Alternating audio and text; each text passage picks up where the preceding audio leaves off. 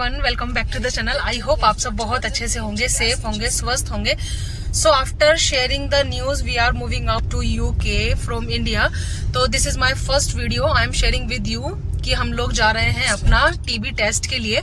और ये जो टेस्ट है वो बेसिकली मैंडेटरी है यूके वीजा के लिए, स्पेशली एशियंस, और उसी के लिए हम लोग जा रहे हैं बिकॉज इसके बिना हम लोग यूके वीजा के लिए अप्लाई नहीं कर सकते हैं। और एक और बेसिकली क्लोज है जिसके बिना हम लोग यूके वीजा नहीं अप्लाई कर सकते, वो मैं आप लोगों के साथ शेयर करूंगी अपकमिंग वीडियोस में। तो बेसिकली मैं एक ये सीरीज ही क्रिएट करना चाह रही हूँ क्योंकि मेरी तरह भी बहुत सारे लोग होंगे जिन लोगों को मतलब जानना होगा ना कुछ कुछ चीजें जब हम अप्लाई करते हैं, क्योंकि हर साल न्यू नॉर्म्स आ ही जाते हैं। जब हम लोग 10 years एगो गए थे तब हमारा वीजा टाइप भी अलग था। और इधर फॉरेनर्स हैं वाले मंदिर में, हम अमेरिका अनवित ने फॉरेनर्स को देखते हैं अमेरिका अमेरिका कहना शुरू कर दिया। एक्चुअली मंदिर बहुत सुंदर है ना, सेंटर ऑफ अट्रैक्शन हो रहा है पुणे का, तो फॉरेनर्स अब विजिट कर रहे हैं इस मंदिर को।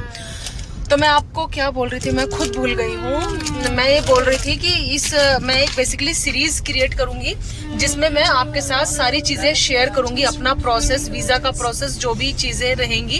क्योंकि 10 years पहले जब हम लोगों ने यूके वीजा अप्लाई किया था उस समय हमारा वीजा टाइप भी अलग था और जो कंडीशंस थी वो भी कुछ डिफरेंट थी, बट नॉर्म्स चेंज होते रहते हैं। तो इस बार जब हम वीजा अप्लाई कर रहे हैं तो काफी सारी कंडीशंस और काफी सारे जो रूल्स हैं वो चेंज हैं, तो वो मैं आपके साथ शेयर करते रहूंगी। तो अभी हम लोग जा रहे हैं टीबी टेस्ट के लिए। और पहले जब हम लोग गए थे रूबी हॉल गए थे हम लोग पूना में, तो पूना में रूबी हॉल सिटी साइड है, लेकिन आज हम लोग जा रहे हैं बानेर में, जो कि हमारे एरिया से पीसीएमसी में काफी क्लोज है। नहीं तो रूबी हॉल काफी दूर था, तो अब यहाँ पे एक सेंटर हो गया है। तो चलिए जैसे रहेगा मैं आप लोगों के साथ आगे सब इंफॉर्मेशन वाइज शेयर करूंगी।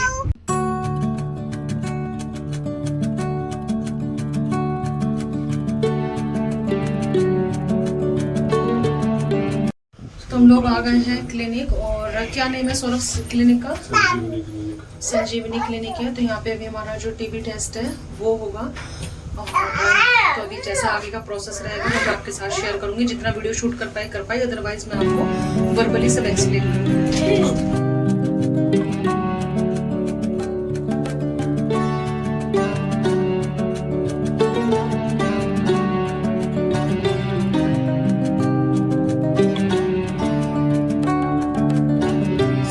अभी हम लोग जा रहे हैं घर पे क्योंकि बच्चों का और इनका सबका टेस्ट हो गया है। मेरा भी हुआ है, लेकिन मेरे उसमें ना कुछ तो बोल रहे हैं कि लंग्स में थोड़े कुछ पैचेस हैं। एक्चुअली वो पूछने लगे कि आपको ऐसे कुछ निमोनिया या फिर ये हुआ था क्या। कृषा के टाइम पे मुझे बहुत ज़्यादा बैड कफ था ना, वो आप लोग जानते ही हैं, मेरी जिन लोगों ने डिलीवरी स्टोरी देखी है, जिन लोगों ने मेरे डिलीवरी ब्लॉग्स देखे हैं, मेरे को बहुत सीवियर कफ था। अब आई डोंट नो कि उसका असर अभी भी है या फिर क्या है। तो उन्होंने सेकंड ओपिनियन के लिए मेरी जो रिपोर्ट है वो भेजी है। हाँ मिलेगी कृषा। तो उन्होंने वही बोला था कि 1-1.5 घंटा उसमें लग जाएगा। तो हमने सोचा कि वहाँ पे बैठ के क्या वेट करें, हम लोग घर पे चलते हैं और इन लोगों को ड्रॉप करेंगे और फिर वापस थोड़ा लंच वगैरह कर लेंगे और वापस आ जाएंगे। तो मुझे पता नहीं क्यों थोड़ा सा टेंशन हो रही है। अरे क्या टेंशन है यार, कुछ नहीं होता, सब ठीक है। थोड़ा टीबी लड़ने में है ही नहीं किसी को भी, किसको टीबी हो रही है। बट वो कुछ पैचेस बोल रहे हैं ना लंग में हैं, तो क्या पैचेस हैं क्या? एज के साथ पैचेस हो जाते हैं। अब लेकिन अभी मेरा एज नहीं, मैं बुढ़ी थोड़ी, एज के साथ पैचेस हो गए। हाँ बुढ़ी थोड़ी हूँ मैं।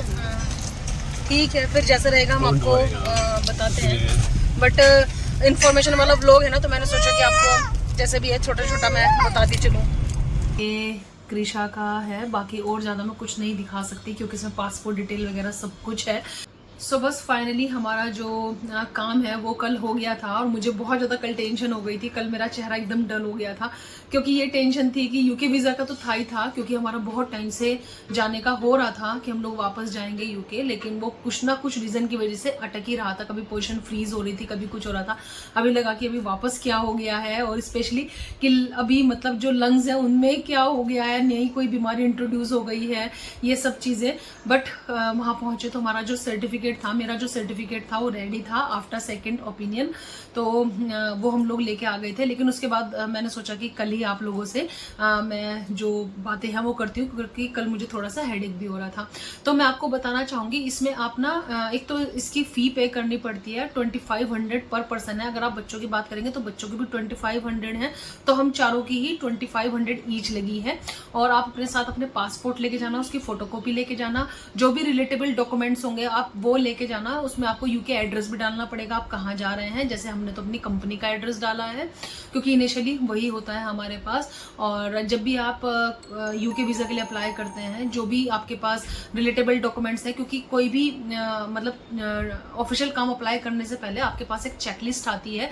क्योंकि अब मुझे पता नहीं आप मेरी वीडियो कौन से ईयर में देखेंगे, कब देखेंगे, क्योंकि हर साल कुछ ना कुछ चेंजेस आते हैं। तो आप वो चेकलिस्ट जरूर चेक कर लेना कि क्या मतलब आए हैं जो चेंजेस हैं, उसके अकॉर्डिंग आप अपने डॉक्यूमेंट्स लेके चले जाना। और अगर आप बात करें बच्चों के टेस्ट की, तो बच्चों का जो टेस्ट है उसमें एक्सरे नहीं होता है बच्चों का। जैसे मेरे दोनों बच्चों का एक्सरे नहीं हुआ है, लेकिन मेरा और मेरे हस्बैंड हम दोनों का ही एक्सरे हुआ है। उन्होंने बच्चों का स्टेथोस्कोप से चेस्ट चेक किया, चेस्ट क्लियर था, तो उन्होंने फिर उनका जो सर्टिफिकेट है वो इशू कर दिया। तो ये टीबी टेस्ट से रिलेटेड इन्फॉर्मेशन थी। और ये जो टेस्ट है वो हम एशियन के लिए मैंडेटरी है, क्योंकि इंडिया में पहले कभी टीबी हुआ करता था, अब तो इसका ट्रीटमेंट है, तो ये नहीं है। लेकिन हाँ, हम इंडियंस के लिए ये मैंडेटरी है। आपका वीज़ा कोई भी टाइप हो, जैसे पहले जब हम लोग गए थे आज से 10 ईयर्स एगो, तो हमारा जो वीज़ा टाइप था वो था ICT, intra company transfer Tier 1। और अभी जो हमारा वीज़ा लग रहा है वो लग रहा है स्किल वर्क वीज़ा। पहले इस वीज़ा को शायद Tier 2 बोला करते थे, अब मुझे आइडिया नहीं, उसमें भी स्किल वर्क वीज़ा बोलते थे, बट नाउ अभी इसको स्किल वर्क वीज़ा बोल रहे हैं। तो इसमें भी कोई भी वीज़ा टाइप हो तो इसमें वाला जो टेस्ट है वो मैंडेटरी है। तो चलिए अभी मैं रखती हूँ। और अगर आपको कुछ और भी इन्फॉर्मेशन चाहिए तो आप मुझे पिंग कर सकते हैं, मेरा इंस्टाग्राम आईडी पे पिंग कर सकते हैं, और निहास क्रिएटिविटी मेरी इंस्टाग्राम आईडी है, कमेंट बॉक्स में लिख सकते हैं, तो मैं एक और वीडियो बना दूंगी, नहीं तो आपको कमेंट बॉक्स में रिप्लाई कर दूंगी। तो चलिए जल्दी ही मिलेंगे आप लोगों से न्यू वीडियो के साथ। तब तक आप रखना अपना बहुत बहुत सारा ख्याल। Bye bye, take care, bye bye.